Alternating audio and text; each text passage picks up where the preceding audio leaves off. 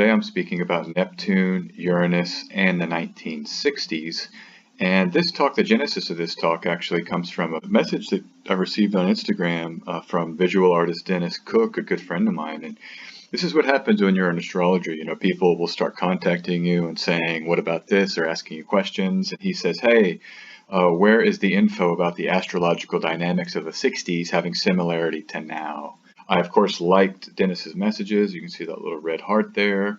And then began to think about approaching this topic. And Dennis had this exhibition last fall and early winter at Gallery Urbane in Dallas of a series of works that he did about Life magazine. But he was using these magazine covers from the 60s and creating collage art. One of the big pieces in the gallery was a massive installation from floor to ceiling of some of his collage work that had ads for watches, these nice watches, where Dennis sort of put these watch faces over a picture of an ocean. This collage piece, I think, is a really nice metaphor for astrology, right? Because we examine time through an astrological lens, using the planets as the timekeepers. And, you know, astrology is that study of time, you know, and planetary cycles operate like a clock in the sky, Plato says in Timaeus. The 2020s start off with a Jupiter-Saturn conjunction, just like the 1960s. So we have Jupiter and Saturn conjoining on December 21st, 2020, on the winter solstice at the end of this year in the first degree of Aquarius. It's 0 degrees, 29 degree minutes of Aquarius. The 1960s began with a Jupiter-Saturn conjunction in Capricorn on February 18th, 1961 at 25 degrees, 12 degree minutes Capricorn. We have a Jupiter-Saturn conjunction kicking things off. The 1970s, for example, don't have that. Neither did the 20-teens. So it's this every 20-year cycle that matches. The other thing is that both have a presidential election kicking off the 10-year period. So we just happen to hit this even number divisible by 5 year early in the 1960s. So February 1962, you have this pileup of all 7 traditional planets in Aquarius, the great stellium in Aquarius of 1962. But we have a similar pileup in February 2021. 6 of the 7 traditional planets will be piled up in Aquarius. There'll actually be a new moon in Aquarius right on that day. And the only planet to not be there will be Mars. Mars will be hanging in Taurus, angular to that pileup, but it's still similar. It's striking, you know, heavy duty workload in the fixed air sign ruled by Saturn. And so the other thing I noticed is that Saturn will spend time in the exact signs as it did in the decade of the 1960s in the 2020s. So Saturn started the 1960s in Capricorn, just like Saturn started the 2020s in Capricorn, and then Saturn ends the decade of the 1960s in Taurus, and Saturn will end the decade of the 2020s in Taurus. So the Saturn cycle is a pretty direct hit and a direct match for these 2 decades. You know, André Barbeau, the great French astrologer, does say after this crisis, we're going to have some of the best astrology of this century in the second half of this decade. So everybody hang on out there.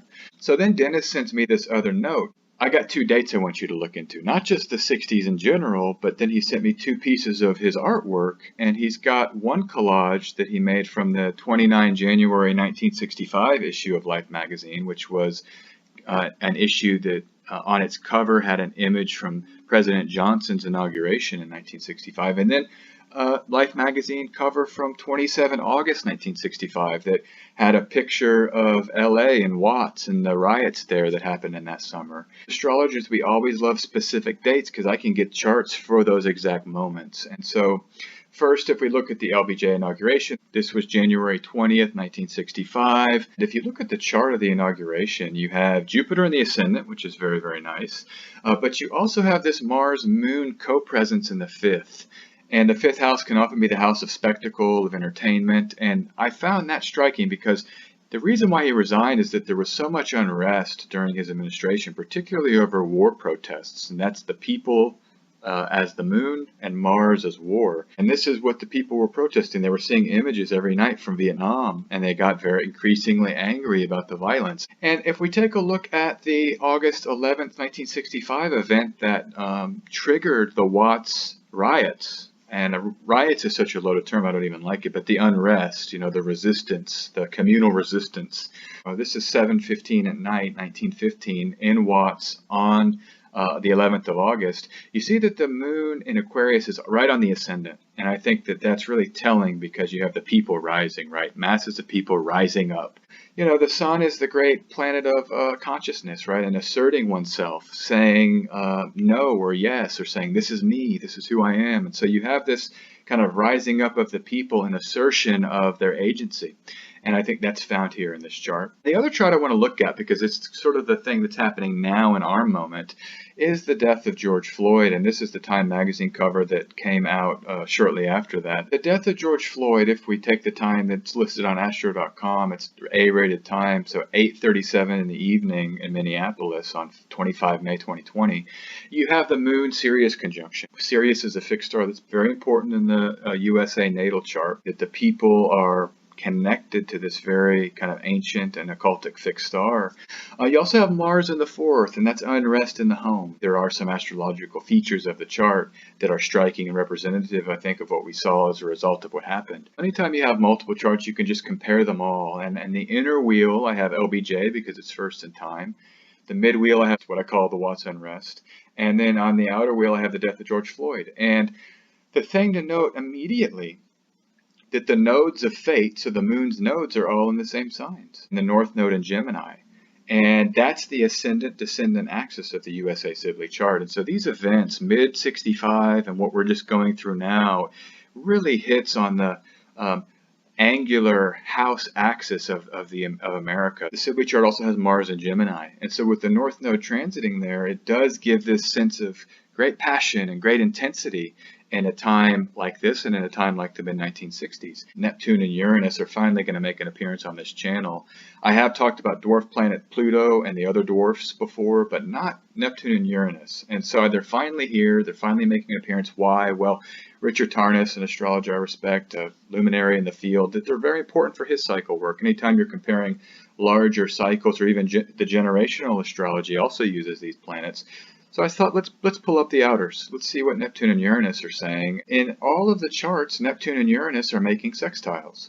Of course, the two charts in 1965 are very close together, so that's natural. But our current moment has this Neptune-Uranus sextile with Neptune in a water sign. So now we have Neptune in Pisces. In mid-1965, Neptune was in Scorpio. And in mid-1965, Uranus was in the earth sign Virgo, and now Uranus is in the earth sign Taurus. Water signs and earth signs are the signs of the night sect. So they're the home, the body, the emotion. By triplicity rulership, Mars, Moon, and Venus rule these signs. Where you think about defending the home or things that we love, fighting for things we love. And Mars is defending our body, right, against incursion and standing up for what we believe in. And so I think you see elements of that in all the charts that we've looked at. This is William Hewitt's 1992 book, Astrology for Beginners. He says the sextile is a harmonious aspect always, and that the key word is opportunity. And so we've got this flow between Uranus and Neptune, this sextile flow, which is a harmonious opportunity. And I just want to turn to Raphael, the astrologer, the mundane astrologer from early in the 20th century. But he says Uranus has influence over societies, civic bodies, strikes. He uses the term rioting. He says discoveries, anarchy, nihilism. And he says Neptune is socialism, suffragette, so that's voting rights. The smart set, that might be intellectuals or people that are tuned into the art scene, and plots, fraud, swindling, the kind of Neptunian sort of deceit. But I think we can say, what is the opportunity here when you have civic bodies and societies and unrest flowing nicely with things like socialism and the collective, voting rights or the right for inclusion in the society.